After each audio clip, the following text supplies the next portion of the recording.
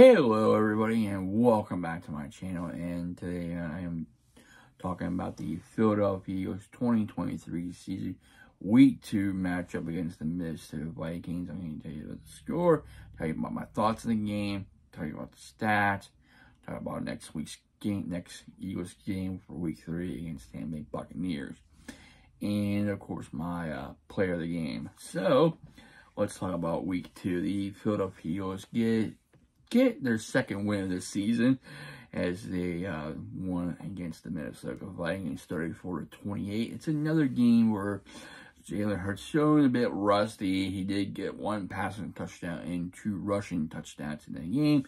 He also did have 1 turnover, but the Eagles did manage to get a win. They did get ahead, but however, the Vikings fought back, made it into a touchdown. The Eagles won by a touchdown. So, with that being said, I know Justin Jefferson had a big game, him and Darius Slay, but some of the passes by Kirk Cousins were on the dot. Some were, like a couple he had a couple easy touchdowns, but overall, the Vikings did have some self-inflicted wounds by having 4 turnovers in the game. So, Eagles did have a very good, dominant running game. They stuck to it.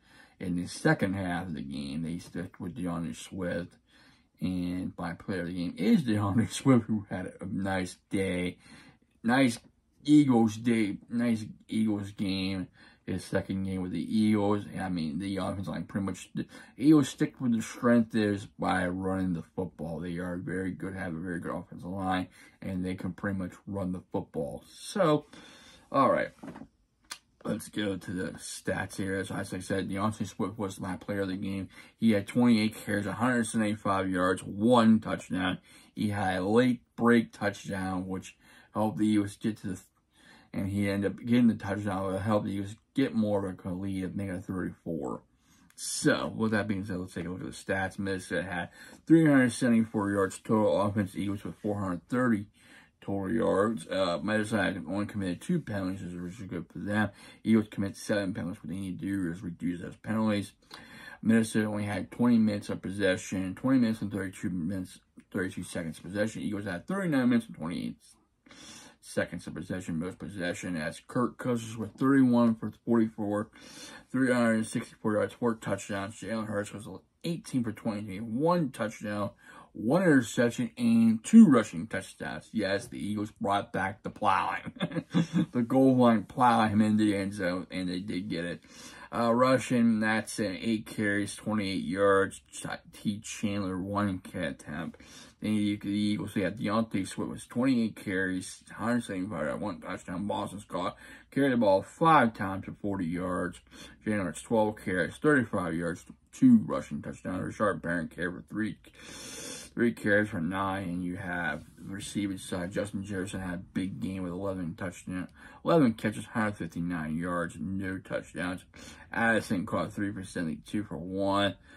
Hawkinson 6, 7, 8 catches, 66 yards, 2 touchdowns. That is the Minnesota tight end. Osborne 3 catches, 34 yards, 1 touchdown. Oliver 2 catches, 13 yards, no touchdowns, and Matt Sane 3 catches, 11 yards, no touchdown. And Chandler with no touchdown, 2 catches for 9. Go on the Eagles receiving side. Devontae Smith caught 4 passes, 134 yards, 1 touchdown. A.J. Brown was 4 catches, 28 yards, no touchdown. Dallas Guard 6 catches, 22 yards. DeAndre Swift 3 catches, 6 yards. And Rashard Barron caught 1 for 5. And I saw during the game that A.J. Brown was getting frustrated, and talking with Jalen Hurts, eventually Coach Stern came down, and pretty much they both kind of calmed down stuff. Okay, let's go to the scoring summary. The Eagles start with a 24-yard field goal from Jake Elliott, Mr. Clutch, 3-0. Hawkinson in the second quarter, Hawkinson caught a 5-yard touchdown with Kirk Cousins, making it 7-3. Jalen Hurts with a 1-yard touchdown run, made it 10-7. Then later on this late in the second quarter, who would have thought we'd see this again? Another, for the second time in his career, a 61-yard attempt. Again, he made it 13-7. Eagles getting their touchdown after a fumble recovery. Eagles answered back when they for a forced fumble. The defense make it 20-7. Now Jalen Hurts, we're gonna plow you into the touchdown and make it 27. Later on, Eagles pick up 27-7 after a 63-yard pass to Devontae Smith. And Minnesota fought back in the second half, late in the second half, only late in the second half into the fourth quarter. Addison caught a 62-yard pass from Kirk Cousins. Then Osborne caught a 10-yard pass for Kirk Cousins, made 21-27. The Eagles got the running game going. Devontae Smith broke a big game, and then eventually got a 2-yard touchdown run, made it 34-21. Hawkinson with a late 5-yard touchdown pass call from Kirk Cousins, and then made it 34-28. So, let's see about the PDF here. It's in here, okay. So with that, I'm going to go to the side of the final team stats here. Eagles had 24 first down, the Vikings 19. Both teams were pretty good on third down, not too bad, but they both did convert one on fourth down one time. Minnesota was more better on third down than Philadelphia. 6 for 10 for 60 yards. Eagles were 6 for 14. Eagles had 430 yards to Minnesota's 374. Eagles did bring the ball very effectively, and passing went to the Minnesota Vikings. Going to the defensive side, Minnesota at the bottom with 15 tackles combined, with 1 tackle for loss. Phillips with 13 tackles combined and a half sack. Hicks with 11 tackles. And Mentaludis, I can't pronounce it, with 9 tackles. Daniel Hunter with 8 tackles, 3 sacks in the game. Pace with 8 tackles and a half sack. Evans with the 7 tackles. Yeah, Smith with 6 tackles. Jackson with 4 tackles and 1 interception catch. One of them with 4 tackles. Murphy with 2 tackles. And I can't pronounce his name, with 2 tackles. Jones with 2.